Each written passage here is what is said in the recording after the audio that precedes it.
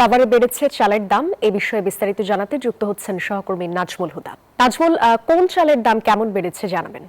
সাদিয়া, আপনাকে ধন্যবাদ। আপনি যেমনটি বলেছেন এবং সব ধরনের চালের দামই কিন্তু আসলে বেড়েছে এবং চিকন চাল থেকে শুরু করে সুগন্ধি যে পোলাও চাল সেটাও কিন্তু কেজিতে কিন্তু 90 টাকা বেড়েছে। এছাড়াও মোটা চাল কেজিতে 4 থেকে 5 টাকা বেড়েছে। আমরা যদি খুচরা বাজারে আপনাদেরকে একটু দেখানোর চেষ্টা করব যে এখানকার যে চালের বাজারে কিন্তু এখন আর নিয়ন্ত্রণে নেই এবং নিম্ন আয়ের মানুষ কিন্তু চাল কিনতে এসে নানান ভোগান্তির মধ্যে পড়েছে। হঠাৎ করেই কিন্তু চালের বাজারে গত 5 দিন ধরে কিন্তু চালের বাজারে কিন্তু দাম বেড়েছে এবং বাজারটাতে মনিটরিং করার কথা সেইভাবে আসলে মনিটরিং হচ্ছে না। এইভাবে আসলে মনিটরিংয়ের কথা বলছিলেন সাধারণ যারা ভোক্তা, তারা আসলে বলছে যে চালের বাজারে যদি মনিটরিং করা হতো তাহলে হয়তো সবচেয়েতে ভালো হতো এবং তারা কিন্তু এটাই আসলে বলছিলেন। এবং এখন যারা বলছেন যে চালের বাজারে যে নিয়ন্ত্রণহীন হয়ে পড়েছেন এবং নিম্ন আয়ের মানুষ চাল কিনতে এসে কিন্তু মহা বিপদে পড়েছে এবং চিন্তার ভাঁজ নিয়ে পড়েছে এবং